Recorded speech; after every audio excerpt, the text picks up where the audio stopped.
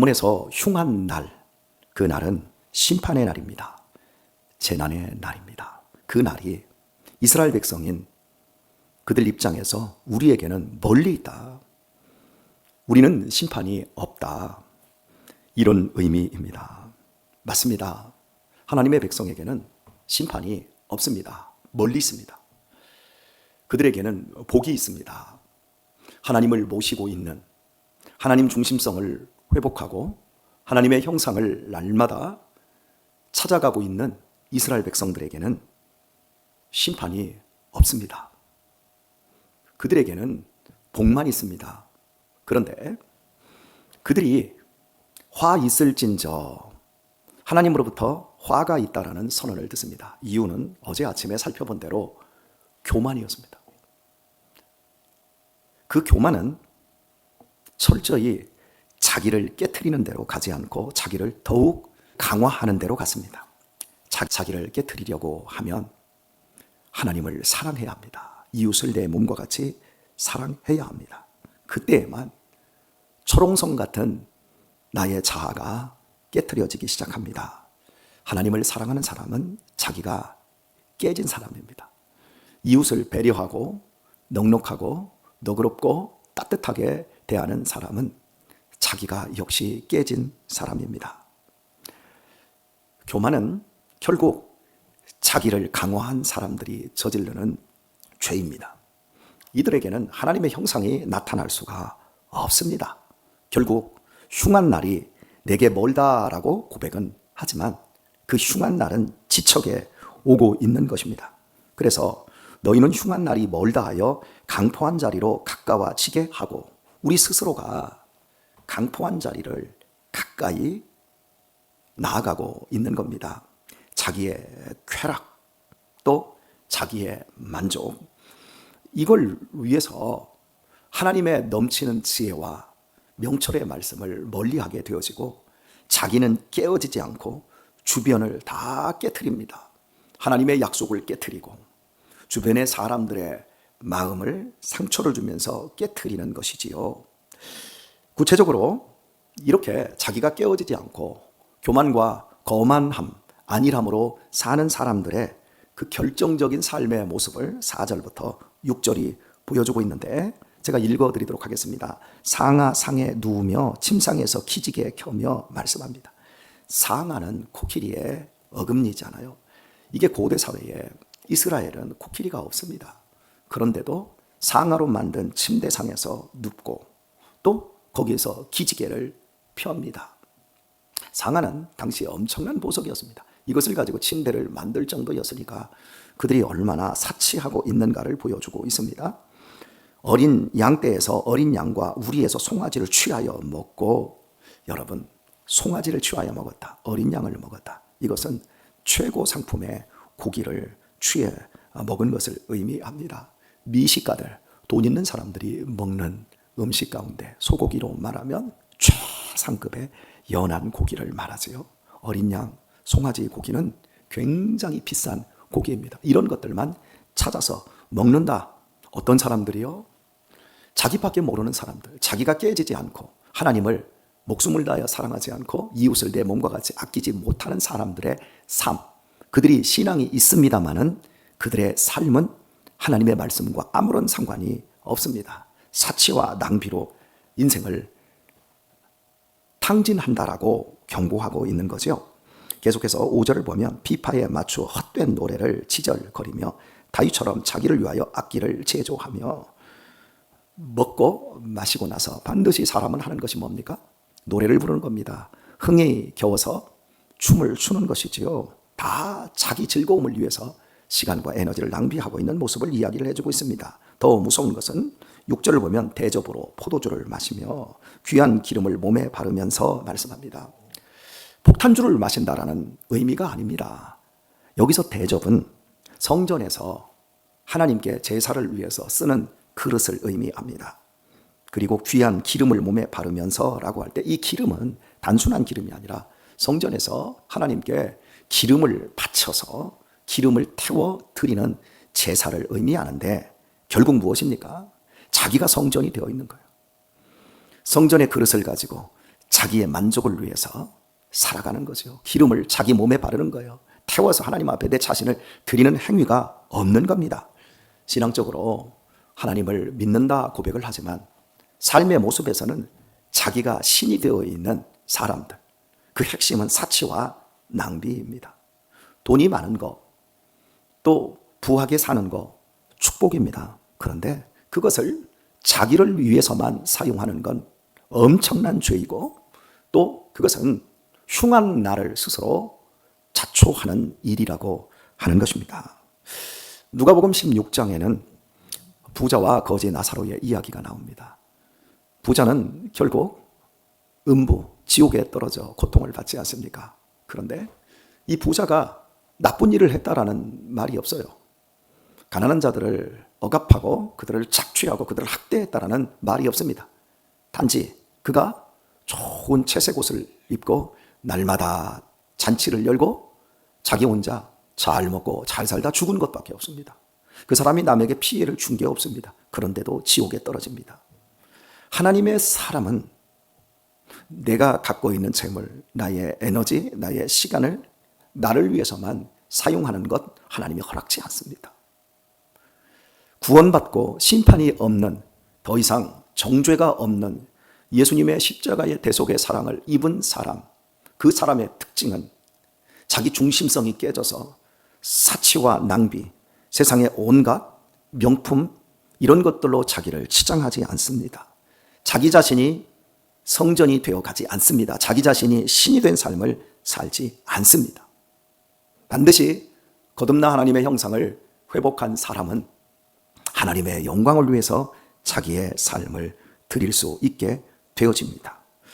읽은 말씀 가장 끝부분에 보게 되면 6절 후반부입니다. 요셉의 환난을 인하여는 근심치 아니하는 자로다 말씀합니다. 근심하지 않는다라는 겁니다. 전혀 근심이 없다라는 겁니다. 이 땅에서 예수님을 믿음으로 말미암아 물질의 축복을 받고 건강의 축복을 받은 사람들, 근심이 있을 일이 없습니다. 그런데 그 사람들의 쉐베트, 강포한 자리는 바로 그 근심하지 않기 때문이라는 겁니다. 여러분, 하나님께서는 우리에게 근심하지 말 것을 요구하십니다. 그러나 우리의 신앙에 대해서는 근심할 것을 원합니다. 우리의 구원과 우리의 삶의 책임의 영역에서는 하나님께서 모든 것을 주관하시고 역사하고 계시고 또 이루시고 계시기에 근심할 것이 없습니다만은 우리의 삶의 모습, 내 중심성을 강화하려고 하는 내 자신을 보면서는 늘 근심하며 깨어 있어야 됩니다. 마귀가 우리를 유혹하고 시험에 들게 하는 이 일에 대해서는 근심할 수 있어야 됩니다. 또 한 가지 근심해야 될 것은 나는 내 삶의 물질과 건강과 모든 것에 형통해서 근심할 것이 없다 할지라도 조금만 눈을 들어보면 우리의 이웃인 형제 자매들이 얼마나 많은 어려움과 아픔들을 가지고 있습니까? 그들을 보면서 근심할 수 있어야 됩니다. 그들의 아픔을 내 아픔으로 끌어안고 함께 울어줄 수 있어야 됩니다. 그래서 예수님께서 우리에게 보여주신 8가지의 복 가운데 애통하는 자가 복이 있다 하지 않았습니까? 심령이 가난한 자가 복이 있다 하지 않았습니까? 긍휼히 여기는 자가 복이 있다 하지 않았습니까? 여러분, 나의 근심이 변하여 찬송이 되었습니다마는 여전히 이 땅의 억압과 가난과 아픔 속에 있는 사람들, 우리의 이웃들이 있다는 사실 앞에서 우리의 근심 역시 그렇게 옮겨가야 한다는 겁니다. 근심을 구체적으로, 우리가 해야 할 근심을 구체적으로 요셉의 환난을 인하여라고 말씀하고 있습니다. 여러분, 요셉의 환난이 무엇입니까? 그 형제들이 요셉을 시기하고 질투하여 구덩이에 넣었다가 요셉을 미디안 상인에게 팔아버리지 않습니까? 그때 요셉이 형들에게 얼마나 울며 자기를 살려달라고 했습니까? 그런데 이 포악한 형제들은 요셉을 팔아버렸습니다. 요셉은 내 형제였습니다. 그런데 그 요셉을 죽음으로 내몰았던 그 형제들처럼 그렇게 해놓고 뻔뻔하게 아버지 야곱에게는 요셉이 사자나 곰에게 찢겨서 죽었다. 그리고 염소의 피를 묻혀서 아버지를 속이지 않았습니까? 그리고 세월이 흘러갑니다. 요셉이 애굽의 국무총리가 되고 형제들이 사는 가나안 땅에 기근으로 인해서 식량을 구하러 가서 만나는 장면이 있지 않습니까? 그때 창세기 42장 21절에 보게 되어지면 이 형제들이 이런 고백을 하는 것이 있습니다. 그들이 서로 말하되 우리가 아우의 일로 인하여 범죄하였도다. 그가 우리에게 애걸할 때에 그 마음의 괴로움을 보고도 듣지 아니하였으므로 이 괴로움이 우리에게 임하도다. 드디어 이 형제들이 요셉을 돌아보지 않고 그가 애걸함에도 불구하고 그를 팔아버릴 때에 그때에 자기들의 그 잔인함, 동생의 그 괴로움을 보고도 듣지 않았던 그 강포함에 대해서 이 괴로움이 우리에게 임하였도다 고백을 합니다. 그들이 심히 근심하고 있는 모습을 볼 수 있습니다. 바로 오늘 아모스서는 우리가 이 땅에서 해야 할 근심의 내용을 이야기를 하고 있는 겁니다.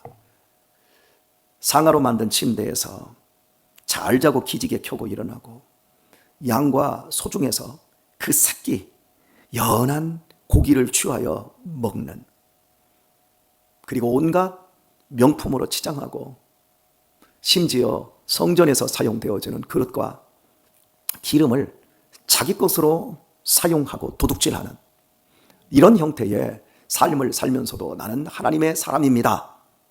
고백은 강력하게 하는데 정말 우리의 형제 자매들이, 믿음의 이웃들이 고난과 아픔 속에 있을 때는 그걸 돌아보지 않고 근심해 주지 않는다라고 하는 것, 하나님께서는 지금 이것을 지적하고 있는 것입니다. 다시 한번 말씀드리지만 거지 나사로를 부자는 살폈어야 합니다. 헌대를 앓고 그 상에서 떨어질 것을 부스럭이라도 먹으려고 했던 이 거지를 살폈어야 합니다.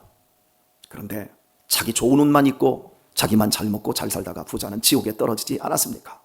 하나님께서는 우리들에게 공법을 물같이 정의를 하수같이 흘려야 된다라는 아모스서의 대주제 아래 그 공법이 무엇입니까? 공정한 겁니다. 우리는 사실 하나님 앞에서 보게 되면 공정한 삶을 살고 있는 겁니다. 물질이 많다고 큰 삶도 아니고 또 물질이 없다고 작은 삶도 아닙니다. 유명하다고 대단히 잘된 삶도 아니고 또 무명하다고 못난이 삶도 아닙니다. 왜냐하면 인간은 우리가 꺼리는 흉하게 생각하는 죽음의 날을 향해서 가고 있습니다. 죽음 앞에 섰을 때 다 똑같습니다. 그때 우리가 살아온 삶의 모습 속에서 나 자신이 신이 된 사람이 있을 것이고 내 자신을 깨트려서 하나님의 사람으로 변화된 사람도 있을 것입니다. 그러니 내가 서 있는 자리, 내가 살아가는 자리에서 우리는 어떠한 삶을 살아야 될까요? 근심해야 합니다. 그 날이 흉한 날이 아니라 그 날이 복 있는 날이 될 수 있기를 위해서 살아야 합니다. 있는 자들은 명품으로 치장하고 세상의 부귀 영화로 자신의 삶을 허송해서는 안 됩니다. 없는 자들은 부자들의 삶을 질시하고 그들을 비난해서도 안 됩니다. 각자의 자리에서 하나님의 사람으로 자기의 중심성을 아름답게 바꿔가며 복된 나날들을 살기 위해 몸부림을 쳐야 합니다. 더 근심하십시오. 그날이 가까워지고 있습니다. 오늘의 말씀을 맺겠습니다. 흉한 날, 우리 모두에게 오고 있습니다. 그 흉한 날이 복 있는 날로 바뀌게 될지 아니면 우리의 강포함이 드러나 화가 임하는 날이 될지는 아무도 알지 못합니다. 복음은 완전합니다. 그러나 우리는 불완전합니다. 그러니 우리 어떻게 살아야 될까요? 마음을 다하고 뜻을 다하고 힘을 다하여 하나님을 사랑해야 할 것이며, 또 한 가지는 우리의 가까이 있는 우리의 이웃, 우리의 믿음의 형제 자매들을 내 몸처럼 사랑하는 그 일에 늘 근심하고 깨어 있어야 할 줄 믿습니다. 사치와 향락에 취하지 마시고 오직 하나님의 말씀에 취하여 믿음 안에서 거룩한 길을 가지고 마지막 날 흉한 자리가 가장 복된 자리가 될 수 있는 성도들 다 되실 수 있길 예수님의 이름으로 축원드립니다.